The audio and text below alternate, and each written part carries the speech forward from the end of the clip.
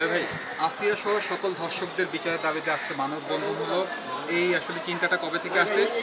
আর সেই সাথে একটি প্রশ্ন, সেটা হচ্ছে যে আজকে আমরা শিল্পী সমিতির অনেককেই দেখিনি, এবং আসলে আরও অভিনয় শিল্পী আসা হওয়া মানে এই যুক্ত হওয়া উচিত ছিল কিনা? মানববন্ধনের পরিকল্পনাটা অ্যাকচুয়ালি আসছে হচ্ছে পরশুদিন না, কালকে ইফতারি করার আগেই প্ল্যানিংটা আসলো মাথায়। সঙ্গে সঙ্গে চিন্তা করলাম এক্সিকিউট করে ফেলি আর কি। আসলে খুব স্বল্প সময়ের ভিতরে আমাদের যে আর্টিস্টরা আসছে, আমরা সত্যি কৃতজ্ঞ, এবং আপনারা যারা প্রিন্ট মিডিয়া ভাইরা, টিভি চ্যানেল থেকে শুরু করে যারা আসছেন, আমরা আপনাদের কাছে সবার কাছে কৃতজ্ঞ যে খুব অল্প সময়ের ভিতরে এক্সিকিউটিভ করে যে আপনারা চলে আসছেন এত দ্রুত। এমন একটা টপিক, আসলে টপিকটা সবার ঘরে মা আছে, বোন আছে, কারো ওয়াইফ আছে, সবাই তো মা জাতি, মেয়ে জাতি। তা আমার মনে হয় এই জায়গাগুলো থেকে আমাদের সবার আগ্রহ প্রকাশ করে আমাদের মনে হয় আসা উচিত।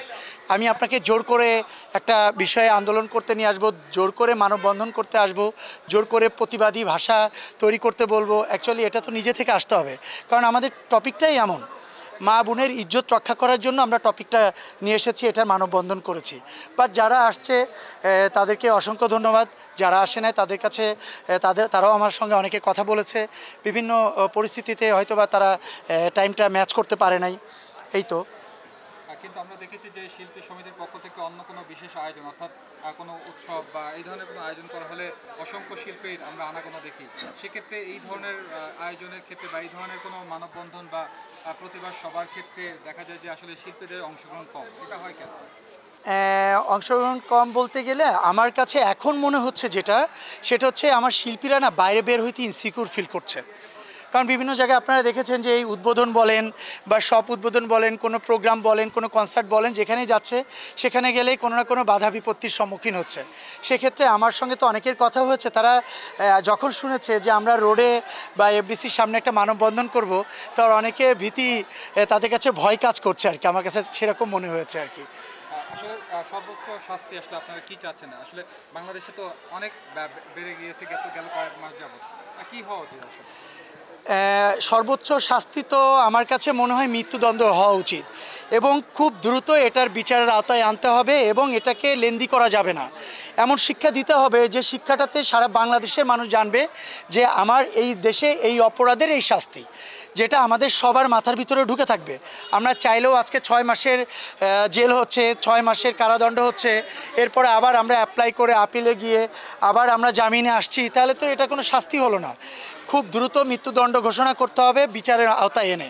আর আমি একটা কথা আজকে ক্যামেরার সামনে বলে যেতে চাই যে জানি যে আইন সবার জন্য সমান, হ্যাঁ, মানবতা আছে, সবার ভিতরে মানবতা থাকবে, মানবতা অধিকার আছে, সবাই সেখানে পাশে গিয়ে দাঁড়াবে। তারপরেও এমন বড় একটা অপরাধীর পাশে আমার মনে হয় কারোর দাঁড়ানো উচিত না।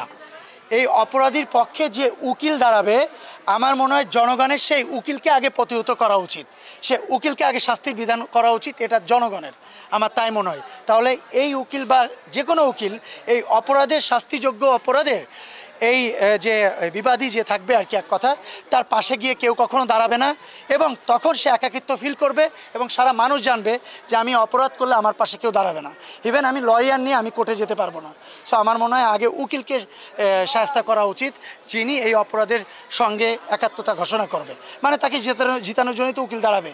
সো সেটা কোনো না কোনোভাবে পরোক্ষ বলেন প্রত্যক্ষ বলেন তার সাপোর্ট করছে আর কি। সো আমি এটা আশা করি আর কি। আজকে যেহেতু মানববন্ধন হলো, সামনে আসলে এটা চলমান থাকবে কিনা বা অন্যান্য কোনো পদক্ষেপ নেওয়া হবে কিনা? না, আমরা শিল্পী সমিতির পক্ষ থেকে, আমরা বর্তমান ক্যাবিনেট যারা আছি, আমরা চেয়েছি সবসময় সত্যের এবং ন্যায়ের পথে থাকার জন্য। আমাদের কাছে যখনই মনে হবে, যে কোনো টপিক মনে হবে যে না এটা সত্যের পথে ন্যায়ের পথে থাকা উচিত, আমরা সবসময় সেটার পথেই থাকবো। Thank you so much. ভাই, একটা প্রশ্ন ছিল, সেটি হচ্ছে যে আমরা জানি যে দেশের সমস্ত অনাচারের বিরুদ্ধে শিল্পীরা সবসময় পাশে দাঁড়িয়েছে বা তারা প্রতিবাদ করেছে। তো এই যে ধর্ষণ, যখনই দেশ জুড়ে এটি নিয়ে ব্যাপক আলোচনা হয়, তখনই যেন সবাই সরব হয়ে ওঠে। তো এর বিরুদ্ধে জনসচেতনতামূলক কিছু তৈরি বা কোনো ধরনের সিনেমা নির্মাণ থেকে শুরু করে এই বিষয়ে আপনাদের কোনো পরিকল্পনা রয়েছে? ভাই, জনসচেতনামূলক তো অনেক ধরনের নিউজ হয়, অনেক ধরনের পদক্ষেপ অলরেডি প্রতি বছরই গভর্নমেন্ট নিয়ে থাকে, যাতে আমাদের মা বোনের ইজ্জত রক্ষা পায়, এবং সমস্ত বড় বড় মামলাগুলোতে যাতে খুব সহজেই যাতে তাদের জামিন না হয়। তারপরেও কিন্তু অপরাধ কমছে না, অপরাধ কিন্তু বেড়েই যাচ্ছে। যে আমরা শিল্পীরা কিপ চাই, আমরা শিল্পীরা আজকে মাঠে নামছি যে আমরা আমাদের ঘরে মা বোনদের ইজ্জত রক্ষা করতে চাই। আমার মনে হয় এইভাবে সারা বাংলাদেশের প্রতিটা পরিবারে এইভাবে দুর্গ গড়ে তোলা উচিত।